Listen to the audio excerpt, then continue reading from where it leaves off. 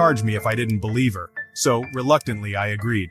And to my surprise, she described things about Nero that no one could have known. Tiny, intimate details like how he used to nuzzle up to me as a puppy. It was uncanny. By the end of the session, I couldn't deny that she was the real deal. About 10 months later, something strange happened. I was at work and heard a faint meowing. Under a tree, I found a tiny, frail kitten.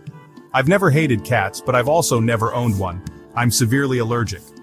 My plan was simple. Rescue her, take her to the vet, nurse her back to health, and then find her a new home. But as soon as I picked her up, I felt something I couldn't explain. A deep sense of peace, like she was meant to be with me. That night, I fed her, bathed her, and groomed her. Friends warned me that feral cats can be aggressive, but she was the exact opposite. She nuzzled up to me, crawled onto my chest, purred, and fell asleep. The next day at the vet, I was told she was dehydrated and underweight, but otherwise incredibly healthy.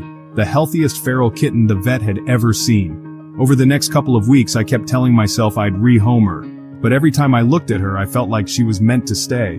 One day, the name Jade just popped into my head, and that sealed it. She wasn't just a cat I rescued, she was my cat.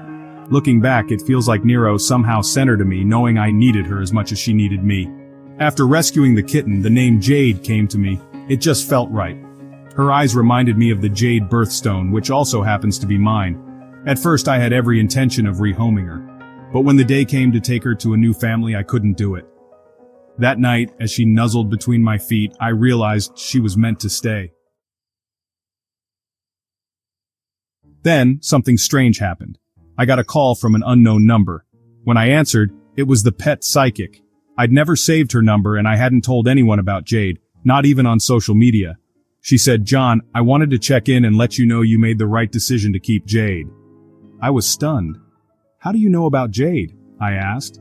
She replied, "Nero told me. He wanted me to call and let you know he's happy you kept her.